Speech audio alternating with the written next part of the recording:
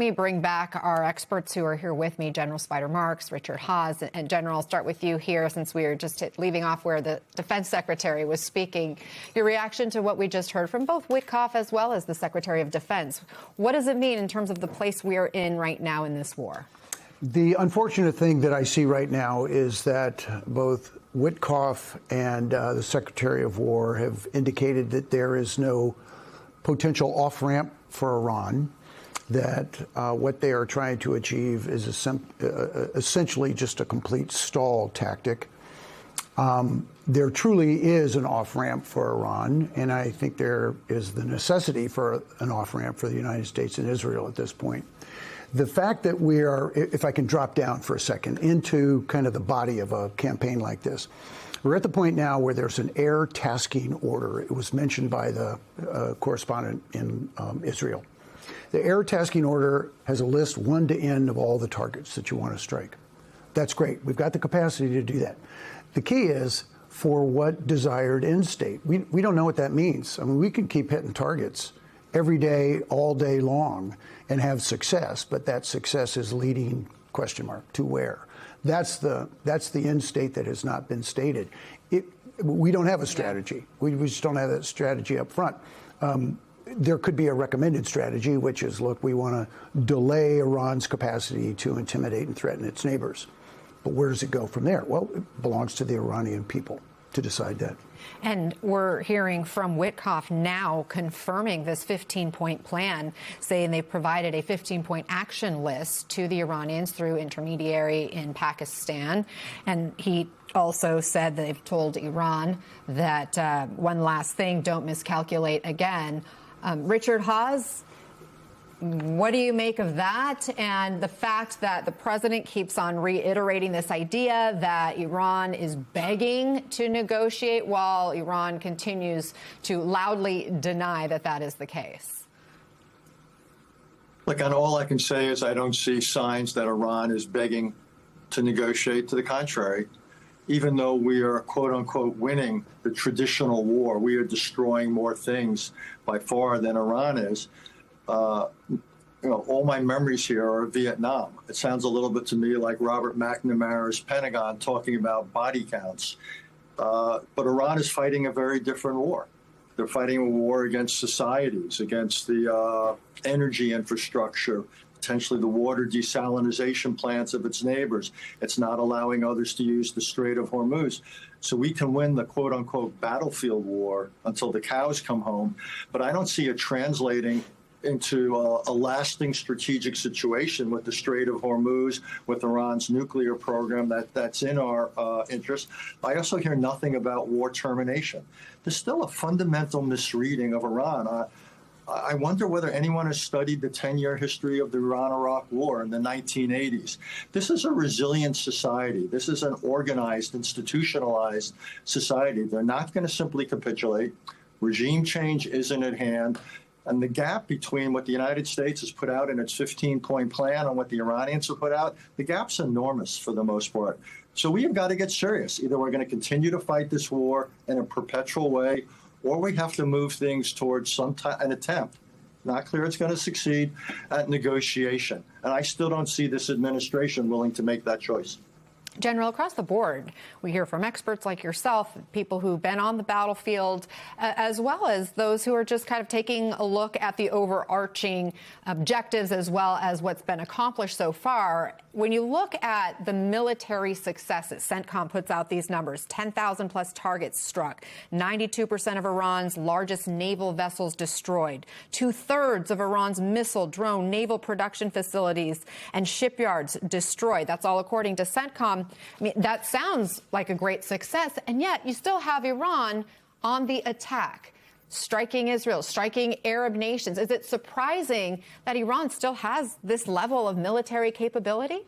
I think what we failed to understand is over the course of years, Iran has developed this really modernized military with incredible control mechanisms. But what they've created is, I think the term is a mosaic kind of a strategy, in that they have established elements of resilience. They've dispersed command and control activities. They've spread themselves out throughout the society and throughout this incredibly large nation. And they operate on what I would call mission orders. If I drop communications with you, if I'm suddenly lost, I'm going to keep doing what I was told to do and what I think is in the best interest in my understanding of the intent. That's what we're facing right now. So drones still exist. Loiter drones still exist. Loiter drones that can go after an F-35. Capability to interdict the Straits of Hormuz.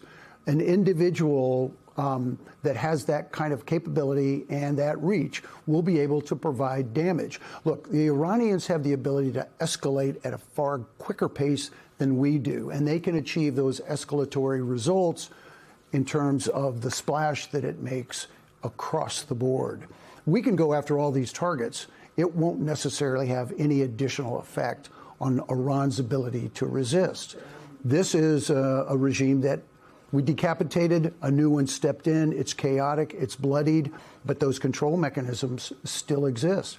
I mean, the long-term horizon for Iran is much greater than the horizon is for us. We're talking weeks and days in terms of a determination about what our next steps look like. What does a transition look like? In terms of Iran, they can hold out for a couple of years. Wow, years. That is eye-opening.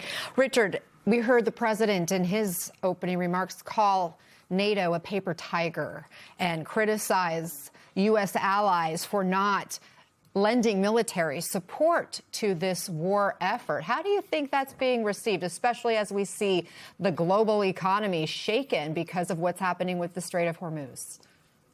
Yeah, the Europeans are not highly dependent on the Middle East for their oil or gas. They get maybe 10% of it, but they are, like us, affected by the knock-on economic effects. Look, this was not a war they were asked about. There was no consultations. There's an old line with the Atlantic Alliance.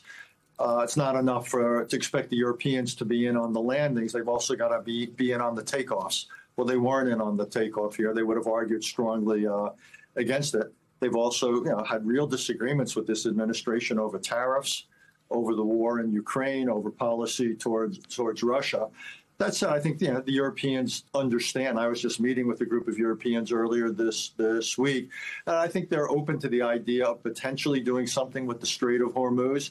What they need from the United States is a viable operational plan or mission.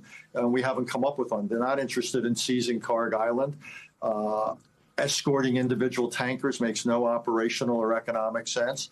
So the question is, are there things we could do, perhaps a blockade, as I've suggested, to put pressure on Iran? Or perhaps once there's an agreement on the Strait of Hormuz, the Europeans could be part of the operational plan behind it. So I think these consultations need to continue because, again, the last thing we need is yet another source of profound disagreement across the Atlantic. We've had plenty of those. General, you were part of the 82nd Airborne Division, which is this group that has just recently been deployed to Iran, or at least the region, I should say. This is a group that, as I understand it, typically goes in at the beginning of a conflict, while the president here is saying we're near the end, 26 days in. He says we're way ahead of schedule. If you are among those being deployed on this mission, how are you looking at it? Well, I think it's not clear what the mission is going to be once those boots hit the ground, wherever they are initially deployed. It provides the Central Command commander optionality. He's now going to have two Marine Expeditionary units of about 5,000 Marines with immense capacity to exercise and influence operations on the ground. And you'll have another 1,000+ paratroopers that are available. What are they going to be used for? Is this part of the Straits of Hormuz in terms of safe passage, or as Richard indicated, Kharg Island doesn't seem like, that would be a huge mistake if we were to plant soldiers and Marines there. First, Why such a mistake? Well, the point is that the Iranians could turn off the pipes to Kharg Island. Now you're sitting on an island, and what are you accomplishing? You could be on Kharg Island if oil was still flowing, and now you become leverage. We would own the ability to turn on the pipes, but the Iranians can turn on the pipes before they get to Kharg Island.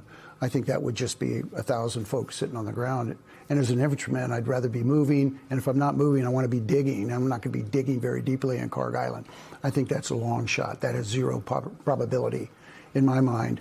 But what these troops can provide is some capability that the commander may need. There may be a There may be a civilian concern in Abu Dhabi or something in Oman, another strike, and now you've got a handful of incredibly capable, broad-shouldered individuals who can solve a problem.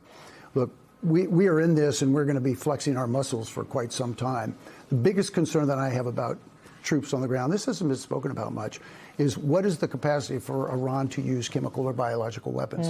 I can't imagine an environment where soldiers are coming aground into the Zagros Mountains and now you're in a chemical environment. Let's be very calm about how we make a decision about how we're going to employ these capabilities.